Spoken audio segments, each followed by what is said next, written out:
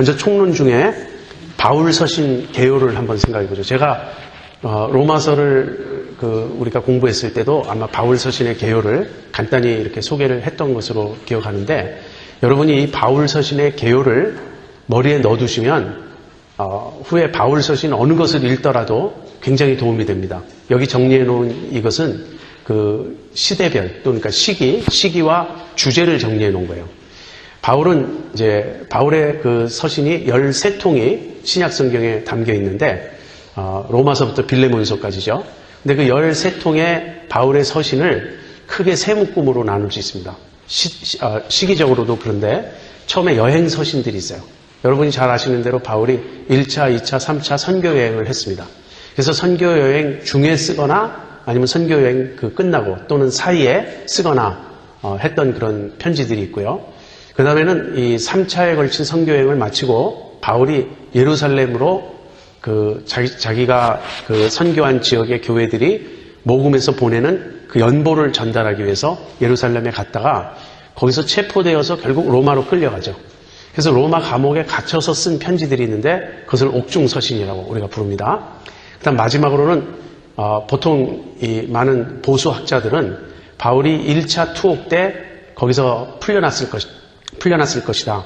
그리고 자신이 원했던 그런 지역을 다니면서 복음을 전하다가 다시 붙잡혀서 2차 투옥 때 네로 황제 때 순교했을 것이다.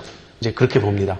그래서 1차 투옥에서 풀려나서 잠시 돌아다니는 중에 디모데 전서와 디도서를 썼고, 2차 투옥 때 이제 죽기 직전에 디모데 후서를 썼다. 우리가 그렇게 생각해요. 그래서 이 마지막 세 서신은 이제 주제가 전부 목회에 대한 것이기 때문에 목회 서신이라고 이렇게 부릅니다.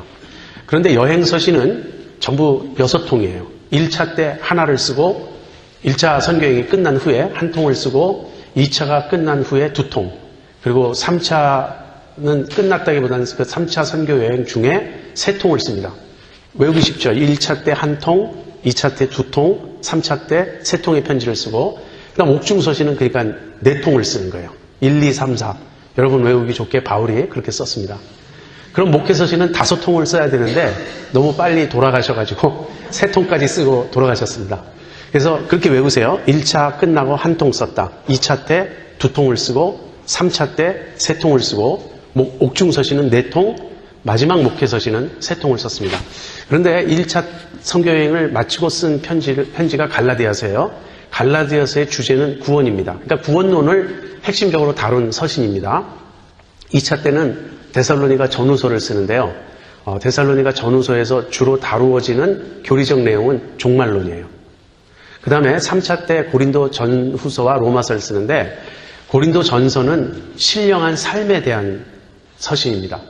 그러니까 역으로 고린도 교인들이 너무 육신에 속해서 신앙생활 제대로 못하니까 그들을 책망하면서 그들을 바로잡기 위해서 쓴 서신이 가장 신령한 삶을 말하고 있는 거예요.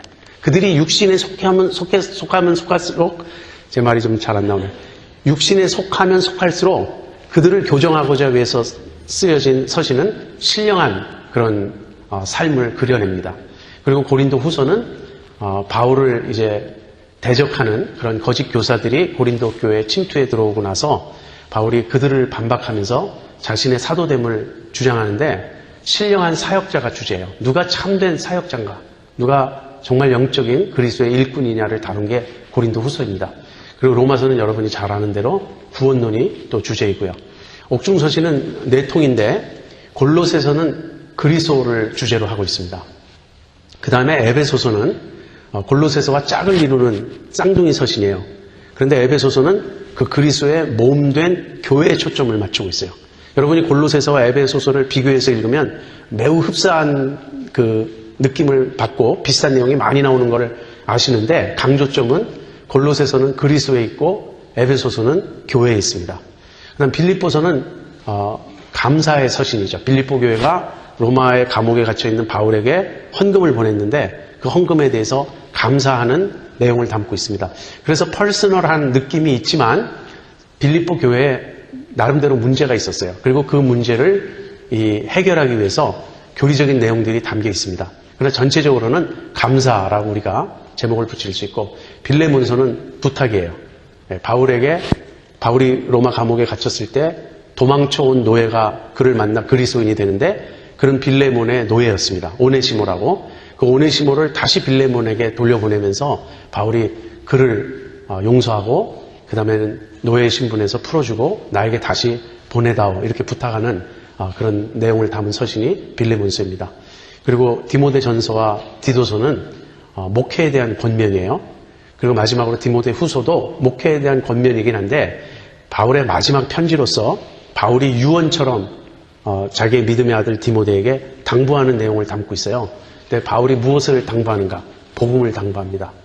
내가 떠나면 내가 이제 복음을 지켜야 된다. 복음을 위해서 고난을 받으라. 복음을 위해 싸우라. 이 복음을 충성된 사람들에게 부탁하라. 그런 내용을 담고 있는 것이 디모데 후서입니다.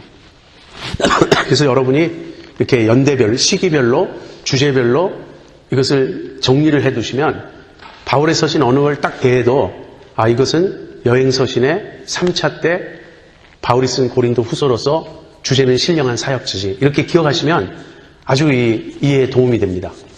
그것이 이제 바울 서신의 개요고요. 이건 그냥 여러분이 좋은 참고 자료다 이렇게 생각하지 마시고요. 그냥 외워버리세요.